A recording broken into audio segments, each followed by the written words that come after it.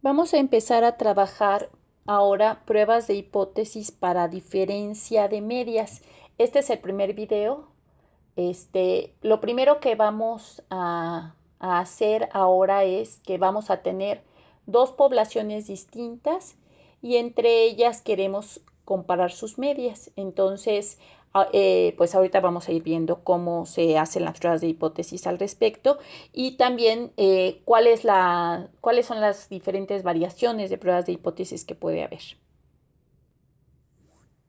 Hasta este momento, todo lo que hemos trabajado de pruebas de hipótesis para una media, pues está basado en que estamos aplicando en muchos de los casos el teorema central del límite, en donde lo que tenemos es la distribución de medias muestrales y sabemos que esa distribución se comporta de forma similar pues a la distribución original en ciertas características. En este caso, vamos a trabajar con una distribución que es similar. No vamos a hacer todo el proceso de sacar la distribución de esta distribución. Esta distribución es la diferencia de medias. Entonces, lo que se hace, nada más como para construcción y para que vean de dónde sale y por qué. Entonces, digamos que tengo los elementos de la población 1 y la población 2, ¿no? Entonces, tengo dos poblaciones que pueden ser, por ejemplo, dos escuelas, dos colonias, dos ciudades, dos países. O sea, en el caso de cuestiones de ciencias sociales, pues puedo aplicar de esta manera. Y entonces, en cada una de las poblaciones, pues yo puedo tomar una muestra de cierto tamaño que le voy a llamar N1 y tomo otra muestra de tamaño N1 y otra muestra de tamaño N1. Ese tamaño pues igual puede ser 30, que puede ser 50, pero entonces tomo varias muestras. Algunas muestras van a tener pues elementos en común, otras van a tener otros elementos. Y por otro lado, tomo otra población. En la otra población tomo muestras de otro tamaño que puede ser N2, no sé, igual, o sea, pueden coincidir N1 o N2 y N2, pero también pueden ser distintos. Entonces, esto para que ustedes lo tengan en cuenta. Entonces, podría ser que en un caso tomo muestras de tamaño 30 y en otro tomo muestras de tamaño 35. Entonces, N2 pues es de qué tamaño son cada una de las muestras. Como les decía, hay varias muestras que pueden tener elementos en común. Tomo todas las muestras posibles y lo que hago es que en cada una de ellas saco su media. Entonces, la media me va a dar cierto valor. Entonces, digamos, nada más ahorita para identificar, pues a este le llamo X11, X12, X13 y así todas las medias posibles que puedan darme, ¿no? Y lo mismo hago con la otra población. Entonces a esa le voy a llamar a esta media X21, X22. Esas medias, algunas de ellas pueden coincidir, pero no todas. Puede ser que algunas coincidan y otras no. Y luego lo que hago es que tomo la resta de cada una de las medias, o sea, por ejemplo, X11 con X21 y con y luego X11 con X22 y así todas las medias, todas las diferencias de X11 con cada una de ellas.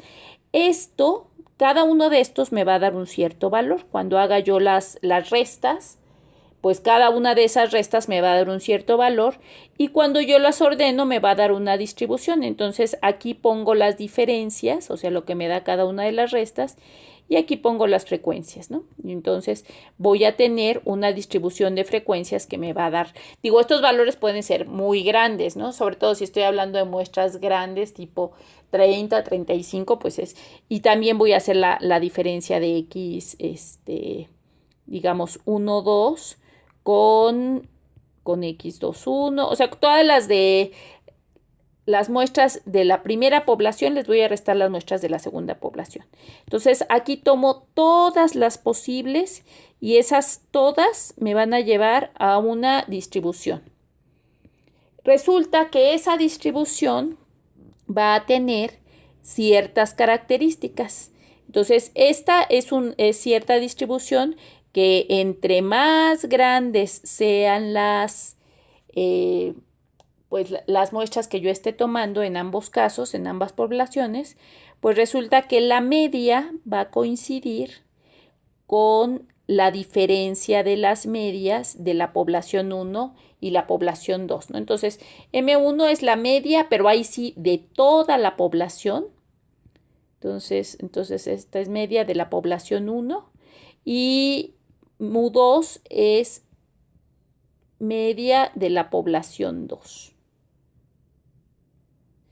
Y entonces resulta que la media de esta nueva distribución pues va a estar en la diferencia de esas medias, exactamente el orden en el que las tome es importante, y resulta que su varianza pues va a corresponder a la varianza de una entre el número de elementos de la muestra que tomé en la primera población y la varianza de la segunda población dividida entre el número de elementos que tomé en la segunda población, y por lo tanto la desviación estándar pues va a ser la raíz cuadrada de lo que yo tengo aquí.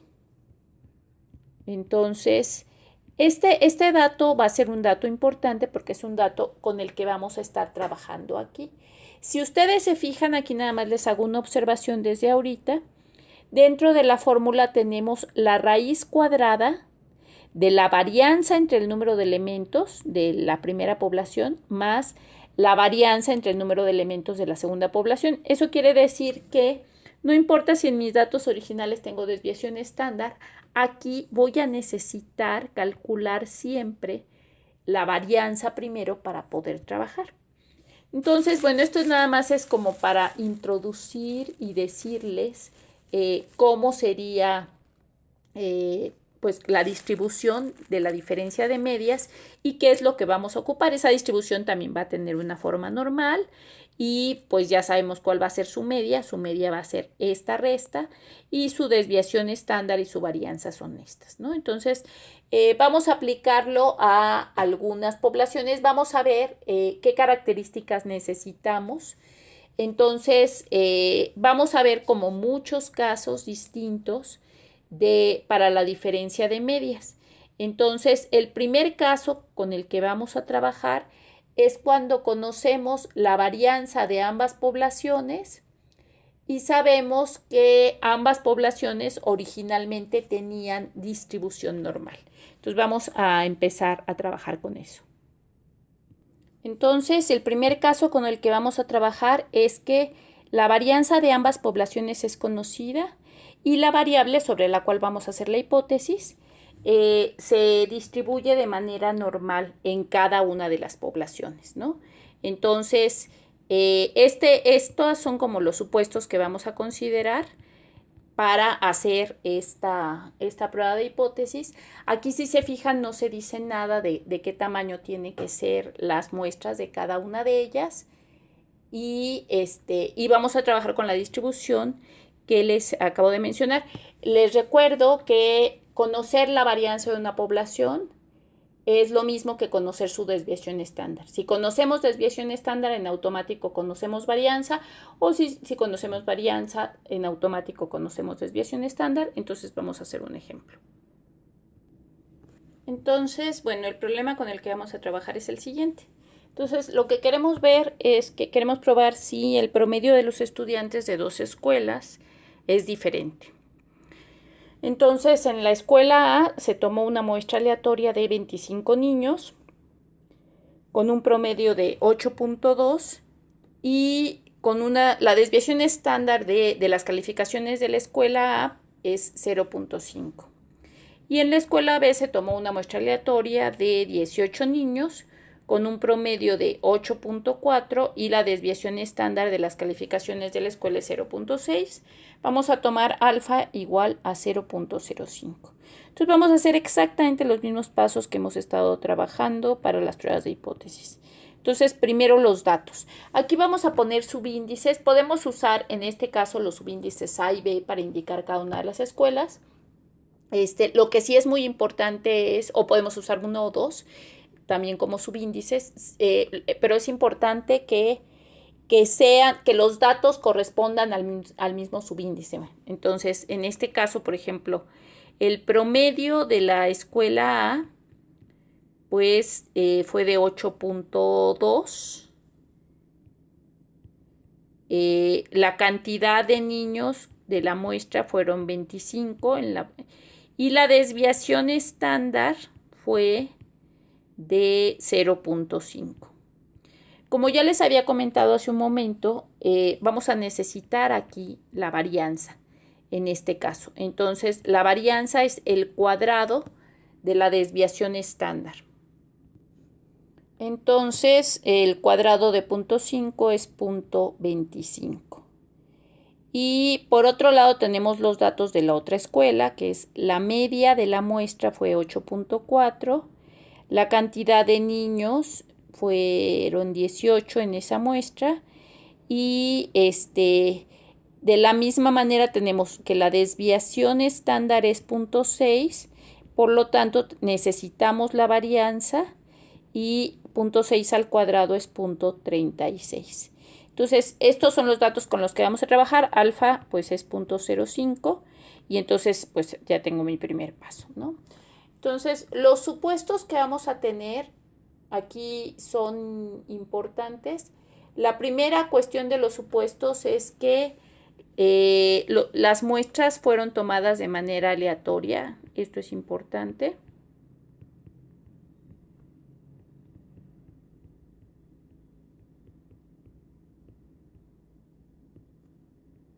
En general, en el problema, pues se va a decir cuando la distribución sea, la distribución de la variable sea normal. Ahora no estaba explícito, pero vamos a tomarlo como supuesto.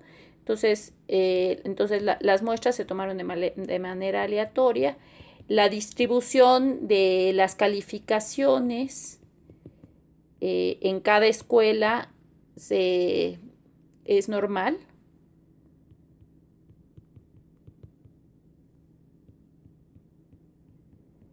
O sea, tiene una distribución normal.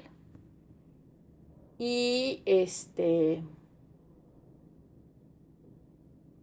y tenemos justamente pues que conocemos la desviación estándar o la varianza, podemos poner cualquiera de las dos. Entonces se conoce la varianza de ambas poblaciones. Aquí fíjense que no se está considerando sola la de la muestra, sino la de toda la población. Entonces, el paso 3, que es la formulación de hipótesis, pues vamos a ver qué es lo que queremos probar. Entonces, la hipótesis alternativa es que la media de la población A es diferente a la media de la población B. Ahorita estoy usando como subíndices A y B porque así fueron nombradas las escuelas desde el principio, pero podríamos llamarle 1 y 2, ¿no? Pero entonces esta va a ser la hipótesis, la que quiero probar, y por lo tanto la nula pues va a ser con igual. Entonces aquí no voy a comparar con respecto a un número, sino voy a comparar el valor de las dos medias. Entonces, el cuarto es la selección del estadístico de prueba. Y en este caso, como ambas se distribuyen de manera, estamos suponiendo que se distribuyen de manera normal, pues el estadístico de prueba va a ser Z. Y aquí lo que se hace es que se toma la diferencia de las medias menos, bueno, les voy a llamar A y B para ser consistente, como, entonces, y es importante el orden que se conserve, ¿no? Entonces, la diferencia de A con B menos la diferencia de las medias de A y de B entre lo que es la desviación estándar, que en este caso habíamos considerado que era la raíz cuadrada de la varianza de la primera población entre el tamaño de la muestra más la varianza de la segunda población entre el tamaño de la muestra. Es la raíz cuadrada de todo y eso es muy importante considerarlo.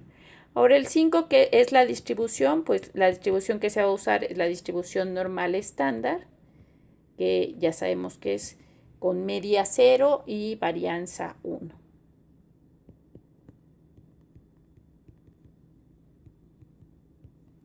Y estamos en el paso 6, que es pues seleccionar los intervalos de rechazo.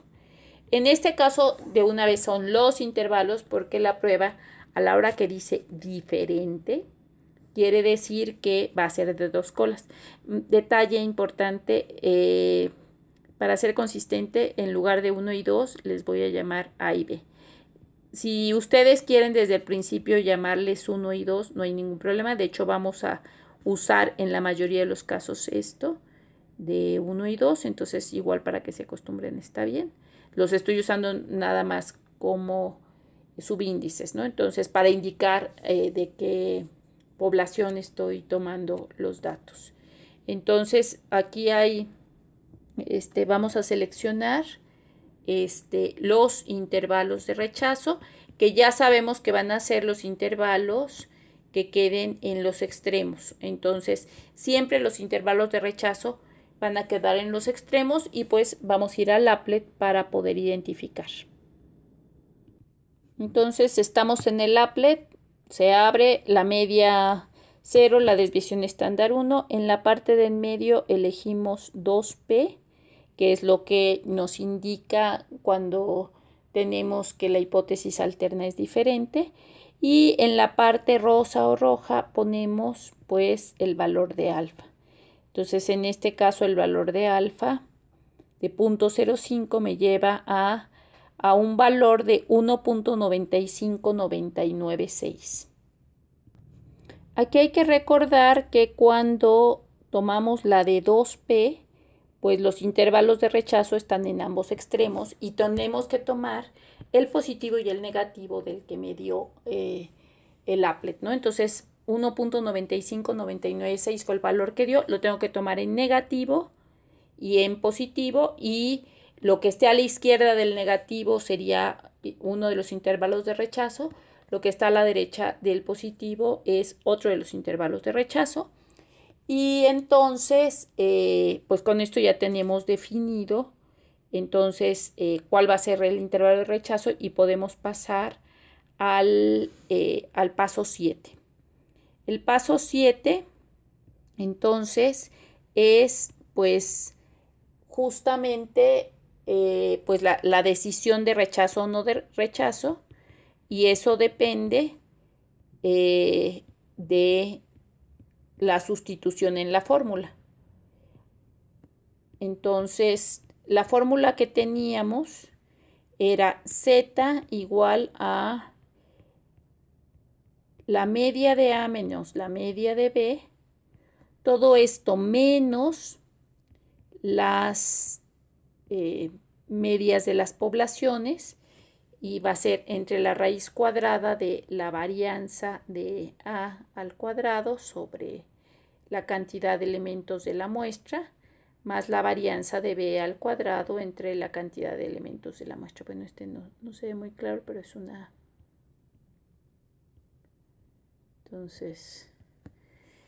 Entonces vamos a hacer la sustitución. Entonces, pues la media de la primera población, nada más recordando los datos, era 8.2 y la siguiente era 8.4.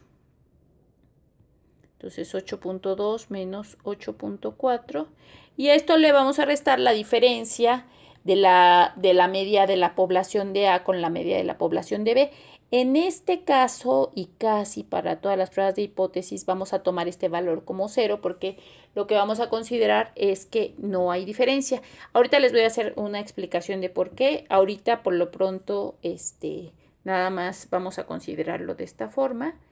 Y luego necesitamos la varianza de A, que era 0.25, dividido entre el tamaño de la muestra, que es 25, más la varianza de B, que era 0.36, dividida entre el tamaño de la muestra, que es 18. Entonces, aquí el orden en el que hacemos las operaciones es importante. 8.2 menos 8.4 me da negativo y me da 0.2. Y todo esto lo voy a dividir entre el resultado de la raíz cuadrada de esta suma de fracciones. Entonces, ¿cómo se pone en la calculadora? Pues primero hay que poner la raíz, luego se abre dos paréntesis, en un paréntesis se pondría 0.25 entre 25 y ahí se cierra ese paréntesis, luego se suma 0.36 entre 18, todo esto también dentro de otro paréntesis, y se cierra. Es muy importante que estos dos, que incluso ahorita se los voy a marcar en rojo, estén, porque eso es lo que me indica que todo esto va dentro de la raíz. Si alguno de los paréntesis que no están aquí no se ponen, el resultado me va a dar algo que es distinto a la operación que quiero hacer. Entonces eso es muy importante. Voy a hacer la operación para que ella ahorita verifican el resultado. El resultado es 0.173.2 aproximadamente, ¿no? Ahorita lo estoy tomando a 4 decimales. Y luego ya hay que hacer la división. Menos entre más es menos. Y el resultado entonces es menos 1.154.7. Entonces, este valor hay que buscarlo dentro del intervalo de rechazo o de no rechazo. Entonces, menos 1.154. Entonces, esto es el 0. Luego tengo el 1 y menos 1, el menos 1.95 está casi en el 2. Entonces, menos 1.154, pues aproximadamente está mucho más cerca del 1. Entonces, me da como por aquí. Como pueden ver, acaba de dar en una de las partes que no está iluminada. Entonces, la conclusión es no se rechaza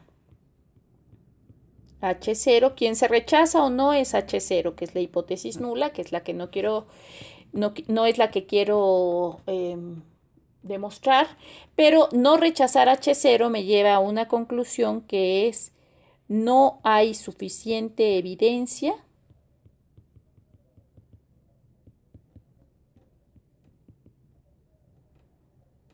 para afirmar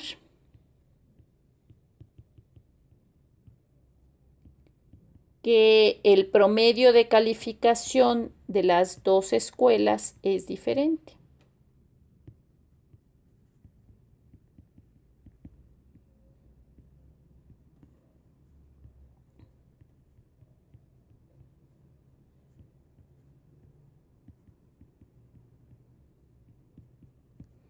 Entonces, esta sería la conclusión. Cuando no llegó a esto, que no hay suficiente evidencia, pues no hay paso 9. Entonces, aquí terminamos.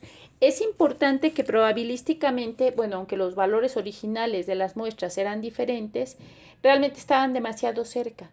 Y el hecho de que estuvieran muy cercanos, pues es lo que nos está diciendo a la hora que hacemos las cuentas, que, pues que no necesariamente van a darme resultados diferentes la media de ambas poblaciones. Entonces, el no tener suficiente evidencia es no puedo asegurarlo. Acuérdense que todas las conclusiones en estadística no son definitivas, sino siempre tienen un margen de error. Y bueno, en este caso, llegar a que la conclusión es que no hay suficiente evidencia, pues también es completamente válido, ¿no? O sea, no siempre las hipótesis se tienen que probar. Entonces va a haber casos en donde podamos afirmar lo que queríamos probar, pero va a haber casos en donde no, y eso dentro de las investigaciones pues también es completamente válido, ¿no? Ahorita no voy a hacer un ejemplo más, pero los otros supuestos válidos para usar la distribución normal de la misma manera como lo estamos usando es tener, o sea, también se puede hacer esta misma prueba de hipótesis con Z de esta manera. si el tamaño de la muestra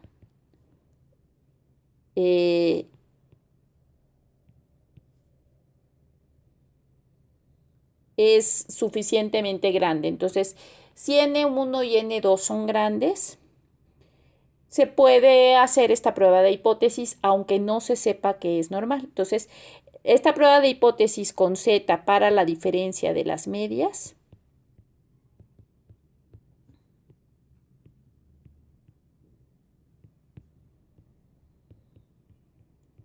se puede hacer si la población, bueno, si no se conoce la distribución de la variable,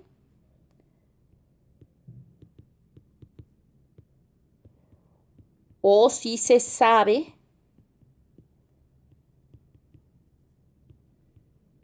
que no es normal,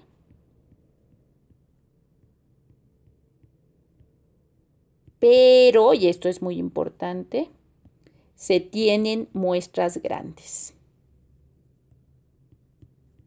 Entonces, puedo sustituir el hecho de tener muestras grandes para usar Z por el hecho de saber que las distribuciones originales son normales, ¿no? Entonces, de la misma manera que se hacía para una sola población, para diferencia de medias, también se puede tener esto.